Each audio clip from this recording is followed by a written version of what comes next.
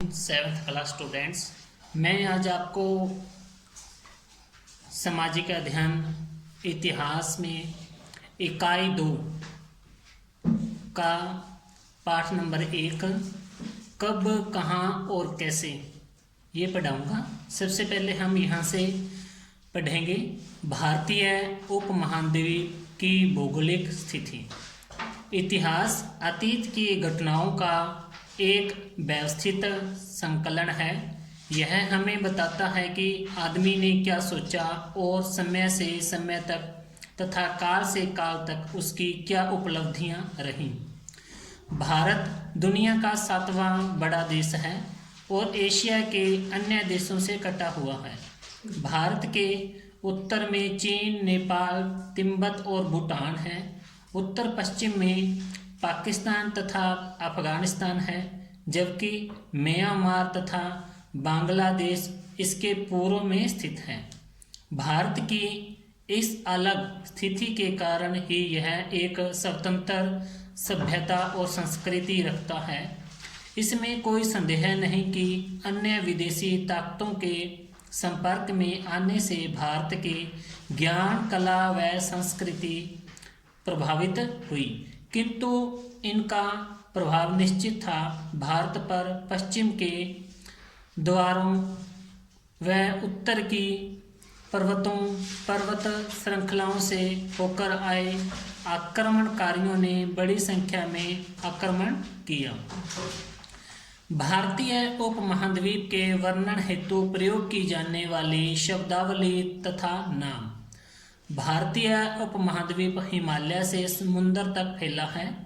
यह भारतवर्ष या भारत की भूमि के नाम से भी जाना जाता था। पुराणों के अनुसार भारत नाम का एक प्रसिद्ध राजा था। इसी नाम को ही हिंदू ग्रंथों व पुराणों में देश के नाम के रूप में प्रयोग किया गया।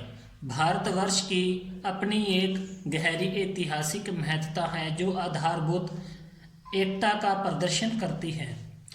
इंडिया या हिंदुस्तान नाम शायद प्रारंभिक पर्शियन या ग्रीक आक्रमणकारियों द्वारा दिया गया। वे जब इंडस या सिंधु द्वारा रोक लिए गए तो उन्होंने हमारे देश को सिंधु की भूमि के नाम से पुकारा। जैसा कि हम जानते हैं कि पर्शियन एस वर्ण का उच्चारण एच करते हैं, इसी कारण उन्होंने सिंधु का उच्चारण हिंदू किया। पर्शियन लेखे में सिंधु, इंडस या हिंदू शब्द का वर्णन मिलता है। इसी संदर्भ में मध्ययुगीन मुस्लिम शासकों ने इसी हिंदू को हिंदू या हिंदुस्तान के नाम से उच्चारित किया। अतः बाहर से जो भी सिंधु भूमि पर आया उसने हमारे देश को हिंदू या हिंदुस्तान के नाम से पुकारा। आर्यन या आर्यों ने भारत में खेवर, गोमल, बोलन, कराकोरम और तोची दर्रों से प्रवेश किया।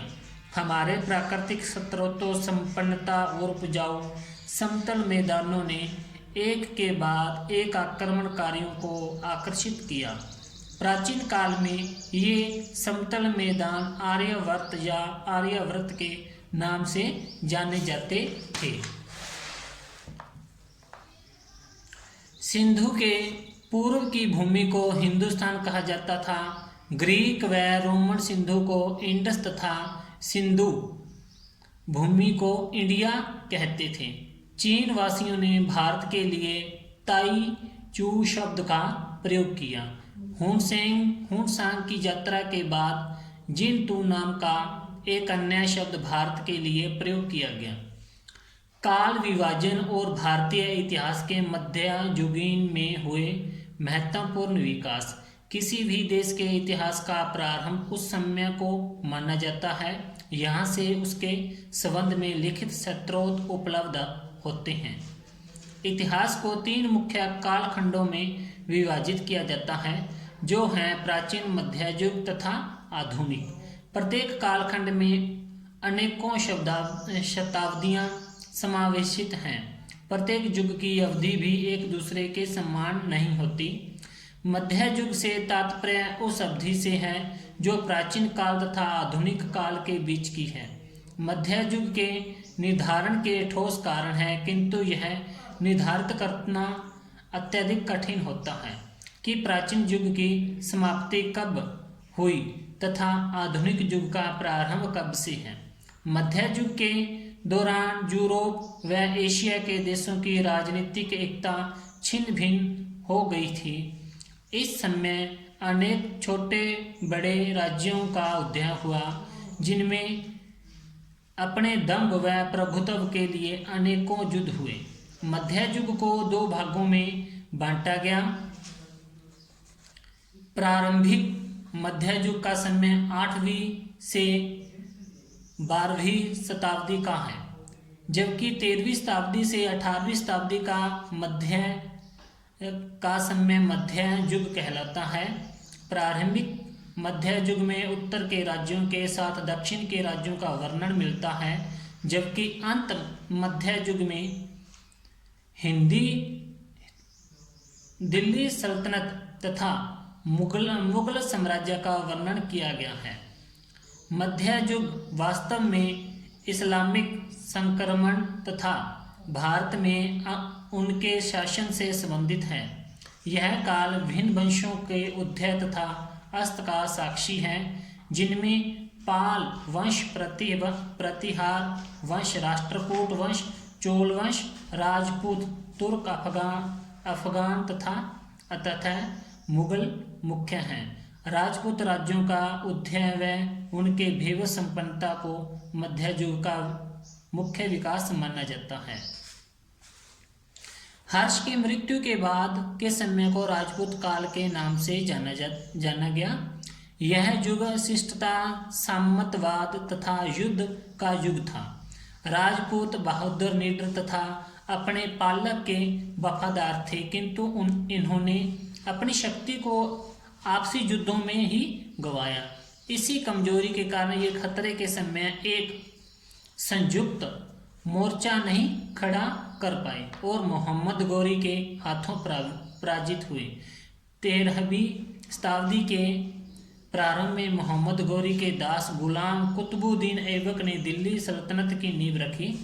दिल्ली सल्तनत ने 300 वर्षों तक भारत पर शासन किया। इस काल के मुख्य सुल्तान गयासुद्दीन, बलबन, अलाउद्दीन खिलजी और मोहम्मद बिन तुगलक थे। इन्होंने एक मजबूत केंद्रीय सत्ता प्रदान की, किंतु तुगलकों के बाद अधिकांश सुल्तान कमजोर हुए जो बृहद साम्राज्य को नहीं संभाल सके। आंतरिक विवादों ने अंतिम सुल्तान इब्राहिम लोदी की दशा को कमजोर कर दिया और 1516 ईस्वी में जब बाबर ने आक्रमण किया तो वह स्वयं को सुरक्षित न रख सका। बाबर तैमूर का वंशज था। बाबर के पोते अकबर ने विशाल साम्राज्य को संगठित किया तथा देश को मजबूत शासन प्रदान किया। अकबर ने यह एहसास कराया कि शासन को स्थायित्व दिया जा सकता है तथा कैसे इसकी जड़ों को मजबूत किया जा सकता है और किस प्रकार देसी शासकीय समूहों का संयोग प्राप्त किया जा सकता है।